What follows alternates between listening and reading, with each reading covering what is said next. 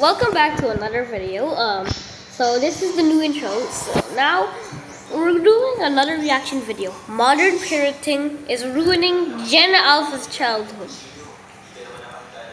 You have got to be kidding me. The title of this video says it all, really. And something that really sparked me to make this video was this mother on Instagram who's clearly desperate to be an influencer, but is using her children to make that happen. Because in a now deleted video, she uploaded how you're a content creator and your kids can now sense when a sweet moment is about to become content and they immediately shut you down.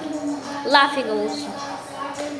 Girl, shut the... Uploaded a reel of her two daughters that said, POV, you're a content creator and your kids can now sense when a sweet moment they're having is about to become content, and they immediately shut you down.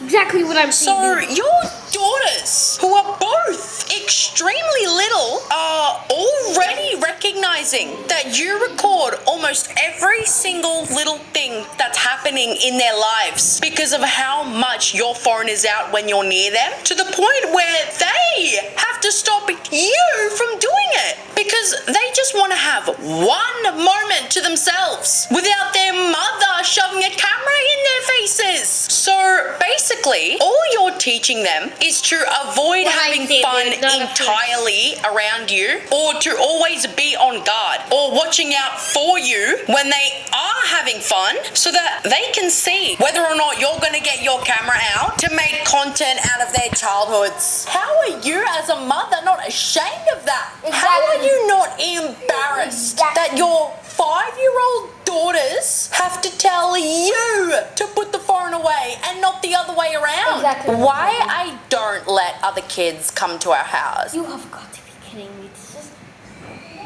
parenting nowadays. Our phones are low-key a curse at this point, bro.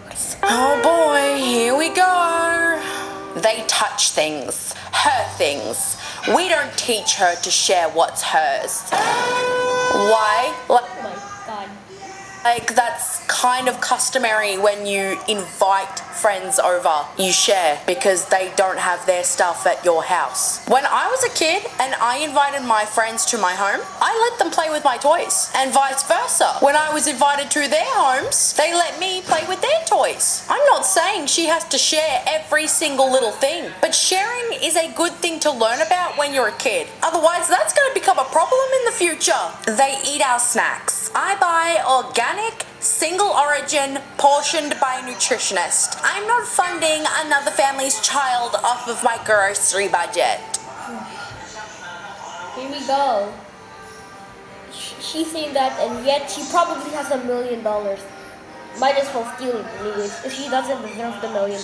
And this is what people talk about when they say community doesn't exist anymore. Exactly. Like, a portion by a nutritionist? Why can you not do something as simple as that yourself? Maybe you'd have a bit more money left over at the end of the month if you weren't paying a nutritionist to do stupid shit that you could do yourself. And look, I understand that groceries have become more expensive, but as someone who grew up with not a lot of money at all, making a sandwich and cutting it into little squares is a very affordable snack to provide. And considering she's only like 4 years old, I can guarantee you they won't be eating a whole lot anyways. They have runny noses. I'm not exposing an immune system I've spent 2 years optimizing to whatever's circulating at the public daycare.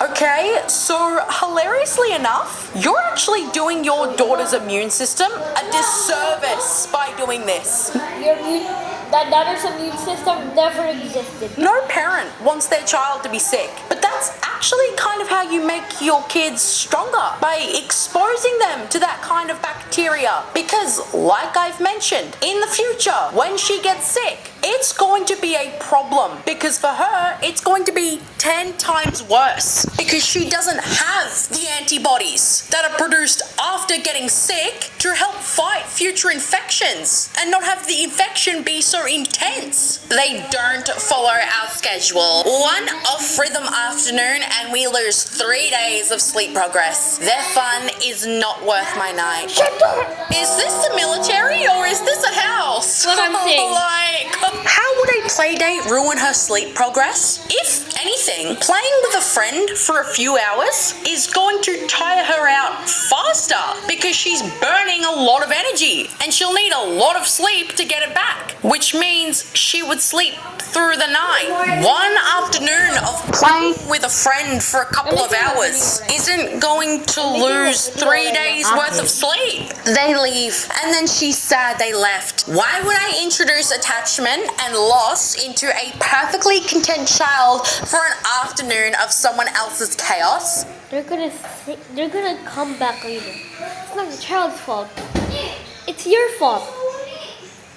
Not because you invited them, but because the way you treat that kid is almost as horrible as it sounds. What the hell Actually, it's more horrible than it sounds. are you talking about? Of course she's going to be sad they left. That literally happens to every single child in the world when their friend leaves their house. To be honest, I never had a sleepover though. But I am planning to have one, and I'm planning to make a video on it. But why are you bringing up something as serious as attachment and loss? It isn't that deep. It's just your damn friend going home for the night. Instead of acting like it's life or death, you just need to tell your daughter, it's alright, you'll see them at school again tomorrow. And leave it at that. God, this is weird, dude. Did you see Gen X parents doing this to their Gen Z kids? No. You're raising Sheldon Cooper without the physics genius part. That is absolutely insane, dude. Like someone in the comments said, you are literally raising Sheldon Cooper from The Big Bang Theory. And we all know what he was like to live with. Then, in this video, this mother is blow drying her daughter's hair, and there's absolutely nothing wrong. Dude, it's always the moms. It's always the moms consumed by parenting and like TikTok, Instagram, Facebook. It's always them that wants their child to be protected. When in real life, they're just gonna get hate comments, and a dead child. On with this video, except for the caption that she writes on top saying, I'm never letting my daughter air dry her hair because we aren't growing a mold on our scalps around here.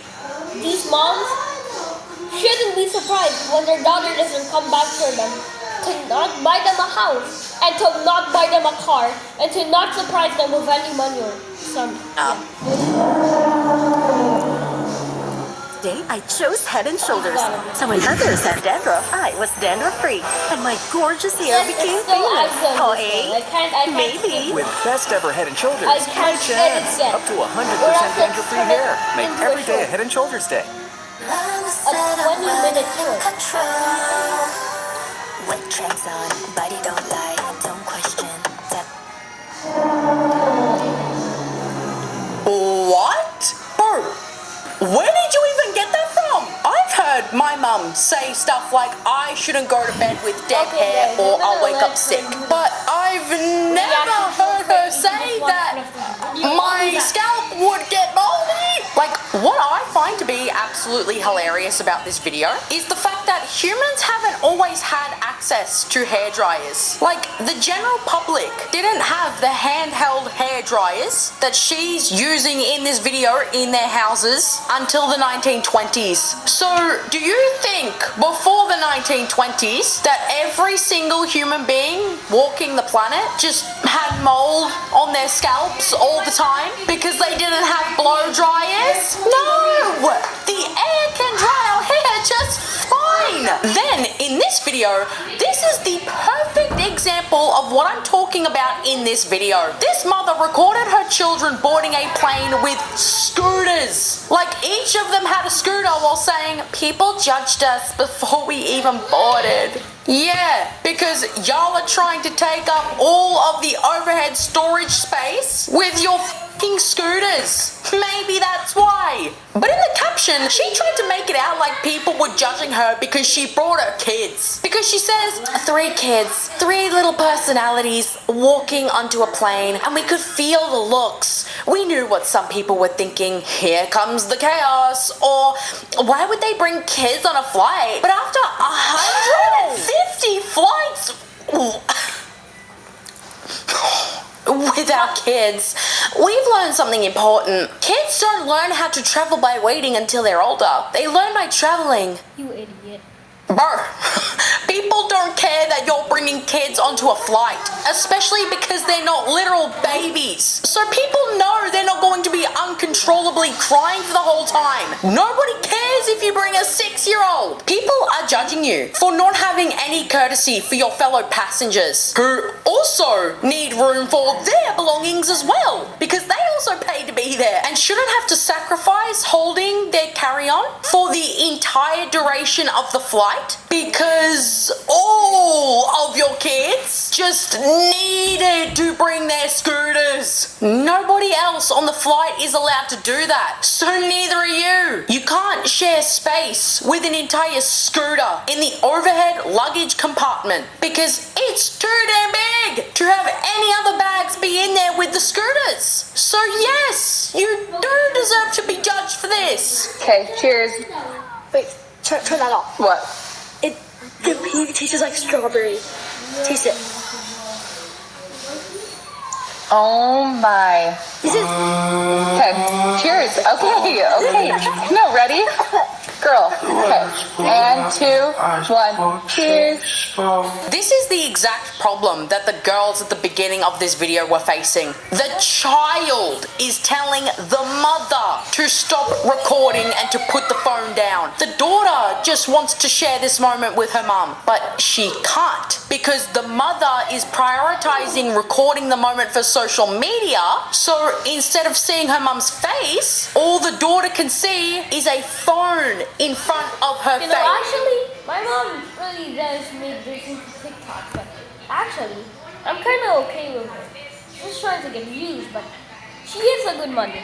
The daughter just wants to live her life, Exactly. try a drink, spin around, talk to her mum, and all her mother cares about is clinking the drinks so she can get the perfect clip for her social media stories. Oh my god, is it not insane that it's no longer kids being told by their parents to get off the phone? It's now parents being told to get off of their phone by their own children. The tables should not have ever turned. These kids are screaming for a normal childhood and for their parents to be in that normal childhood with them. They don't want their parents spending so much of their time on the technology. But some of these parents just don't care about anything else but validation from random strangers on the internet.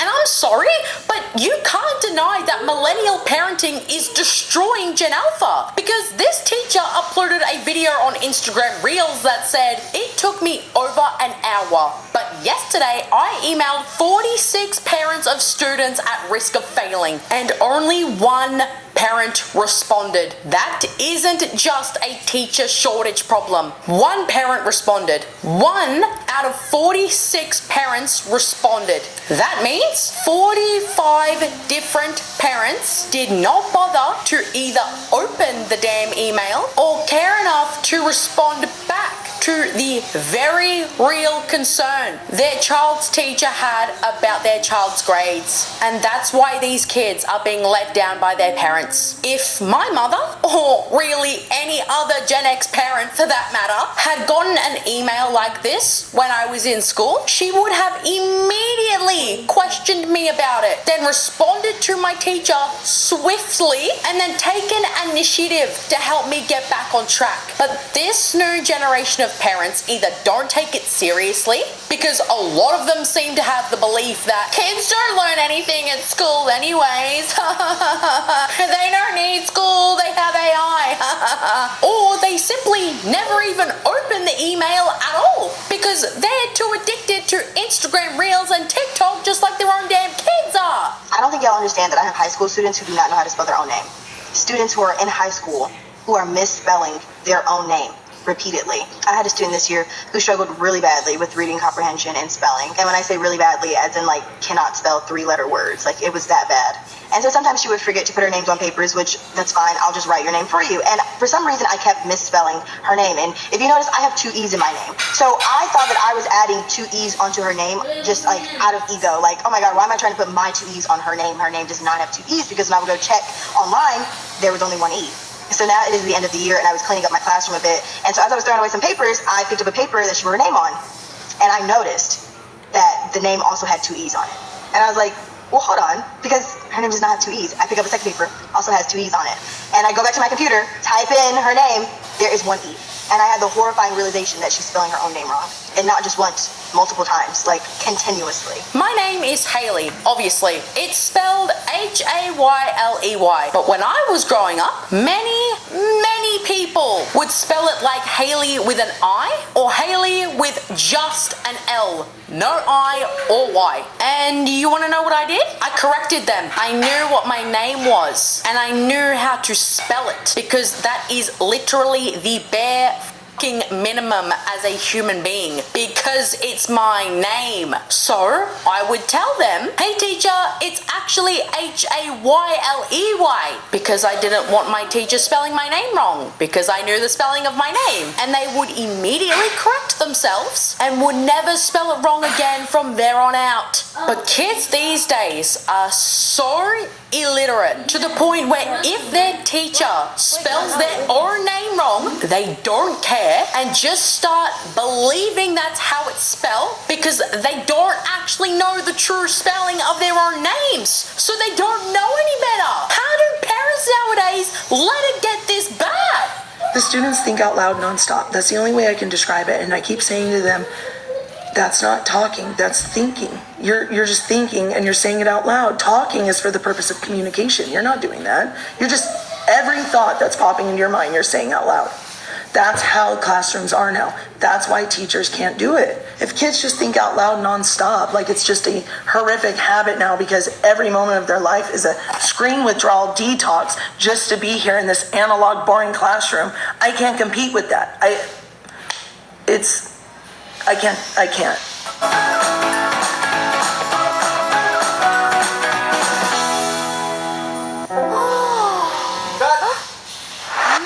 So smooth. What's new? Just my Mach 3 razor. Gillette Mach 3 with skin-comfort blades that glide through hair for irresistible smoothness. Gillette Mach 3. I can't. Guys, this is what unsupervised screen time is doing to these kids. Their millennial parents, who are addicted to their iPhones themselves, leave them alone with an iPad for hours on end every single day. And these kids spend crucial time during their development watching streamers on Twitch and are picking up the way they talk, which is non-stop talking, because they're live streaming to tens of thousands of people and need to be entertaining those tens of thousands of people every second of the stream, and they don't even recognize they're doing it, because it's just something they do subconsciously. If something comes to mind, they feel like it needs to be said, because there is never a moment of silence within the streams they watch online. And do you know just how difficult it's going to be for them to grow out of that, if they ever do? Step 1. You're not gonna take that marker for someone? Get your sheet of paper. All right, step 2. Let's see. Let's use red so you guys can see. So, number 1, the paper should have the holes. So you have 3 holes. 1, 2, 3. Should be to your left hand side, okay? Left hand, right hand, left side, strong side. You can write your name up here. Feeling a little froggy, put a little date over here, okay? Just so your teacher, the teacher know. And then we come down, we skip a line, and we will begin on this line. Capital letters, guys. See how I stay in between the lines? Because we're not in kindergarten. There's no need for us to be taking up two sections. That's a no, okay? You only need that space on the line where you're at. Hopefully this saves a student, okay? Because in the school year of 2026, 2027, if you do not write your name, this was gonna happen.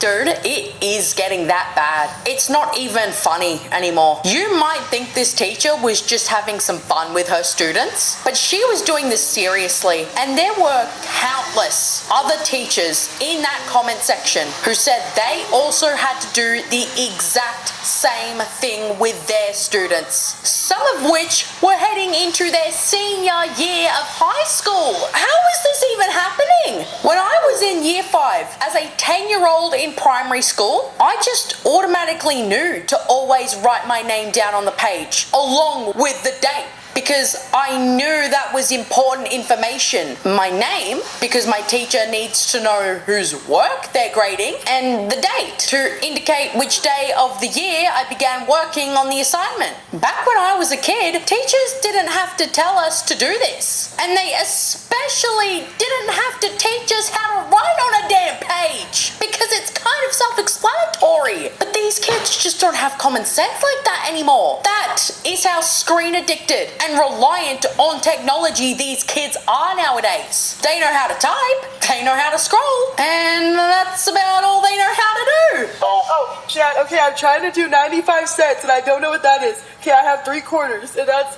what is that, 75? This is 75, but I need 95. What is this? So that's 5, that's a nickel. Okay, but what is that now? 80. Okay. 80. What is this? I can't see it. This, what? That's a quarter. It's a penny. What is this? You want to use a dime. That's a nickel. That's a nickel. So what is that now? 90? That's 75 cents. And if you think it's bad now, buddy, it's just going to continue to get a hell of a lot worse. Because the person in that video is not a millennial. That's a Gen Z. That is someone my age calling her dad to help her count change because she genuinely doesn't know how to. And that is actually terrifying, because if Gen Alpha is already needing to be taught all over again how to write on a piece of paper, then what in the hell are Gen Z's kids gonna be like? You, as an adult who can legally drink alcohol, smoke cigarettes, get your license and drive a car, and gamble at a casino, should not have to be calling your parents to help you do basic math. Learning how to add and to subtract and to divide using money is how math is introduced to us as children. So for grown-ass adults to not be knowing this, I'm actually scared. Every single generation is screwed now.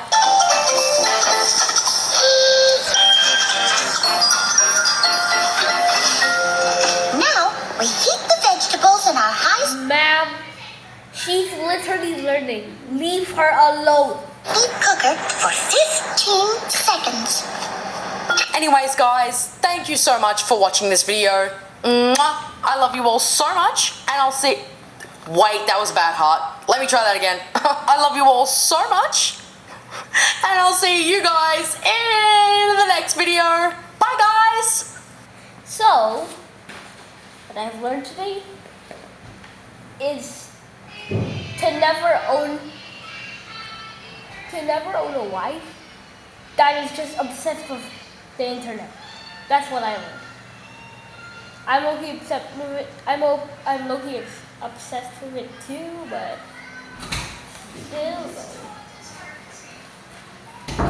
still though. Well, I guess I'm gonna end the video here. So bye bye.